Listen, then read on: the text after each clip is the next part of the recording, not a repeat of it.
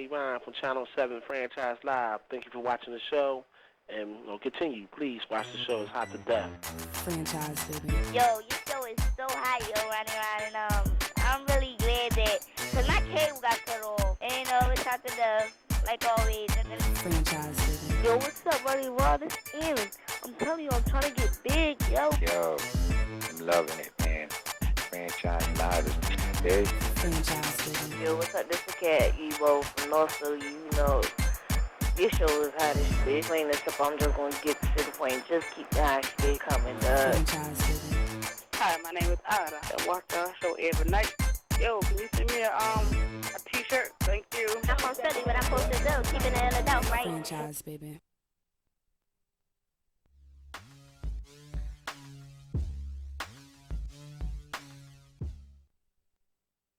Feel the power. Look, man, check this out.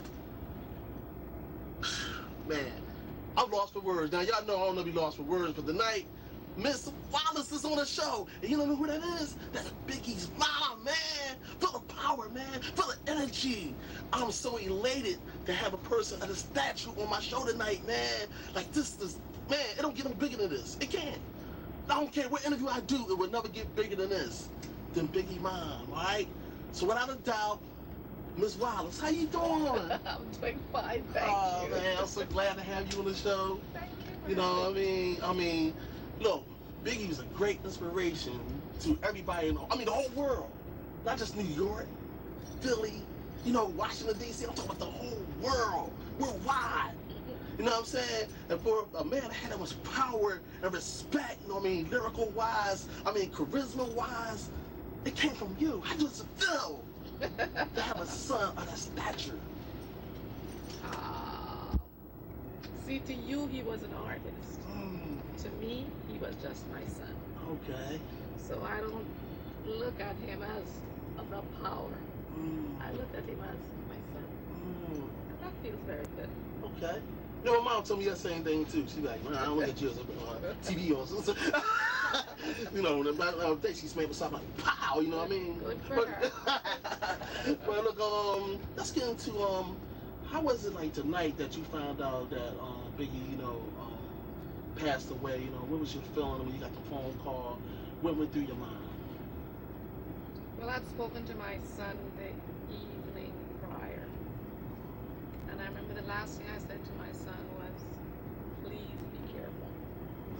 Because as a mother, there was a lot of rumors going on out there, and I was very uncomfortable knowing that he was there, because I found out he was there by accident. So after I spoke to him, he went to bed. And at about 5:30 in the morning, he got a call from his friend Damien. I recognized the voice, and Damien was crying. So it doesn't take a nuclear physicist to know that when your son's best friend is crying, something is dreadful. And I just started screaming, asking what's wrong with him. What's wrong with him? I didn't say, Damien, what's wrong with you? Right. What's wrong with Christopher? And then I couldn't understand what he was saying, but my sister-in-law heard me screaming, and I was really screaming. And she came and took the phone, spoke to Damien, and then she told me. Because, like they said, when a mother loses a child, that's like one of the worst things that can happen to her, like a mother or a father, Now, Biggie, he doesn't have any siblings. He's just an only child, right? He's my only He's your child, only but child. he has a brother Okay. that's living in London. Okay, because I know, if I lost my son, I had one son, I would be devastated. How did you come out of that, like when you started getting yourself back together after, how long did it take you to come out of that? You never do. Okay. You never do. The pain is still there. A couple of weeks ago, I had a friend that passed away, and I was talking to her mother, and I said to her, sometimes you're going to feel as if you have 100 pounds worth of cold lead resting on your chest. And she said, you know what? That's exactly how I felt. So So that's how I feel sometimes. Something very cold weighing down on my chest. So you never get over it. Not only that, Christopher was my friend. You know, yes, he was my son, Yeah. but he was my very, very best friend. So to lose that, it hurts a lot. But his music keeps me smiling. Yeah. Oh, keep a lot of people smiling, for real. Now, would that inspired you? They have anything with you inspired you to write the book, like Dr. Firestar? If you like, let me write the truth, because there's so much fabricated, stuff out there about Biggie that's not true, and sometimes, learn the truth, you gotta learn it from the source. Well, there's a lot of books out there, Okay. and since I came out with the book, I've seen a couple that I've never seen before, never knew of it. Mm-hmm. But they wrote about Notorious B.I.G., Biggie Smalls, wrote about music. But I have to write about my son and about me, because after my son's death, I lost my identity. I was no longer Miss Wallace. I was Biggie's mom. So, I wanted Christopher's audience to know a little about Voletta Wallace, and that's why I wrote the book. Yeah. Now let me ask you this: what part of the country are you from originally? I was born in Jamaica, of course, into a little town called Bideford, and that's in the parish of Trelawney, which is about 45 minutes drive from Montego Bay, and maybe about 50 minutes from Ocheries. I'm a real country girl.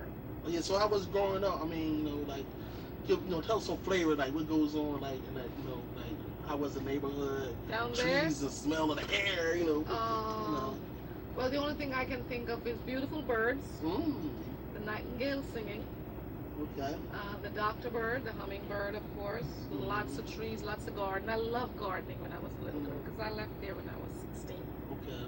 So I think of animals, goats and pigs and donkeys and horses and cows, Mm. and me just working into my little garden. Mm. So when you got to New York, I guess you was like, wow, what's going on?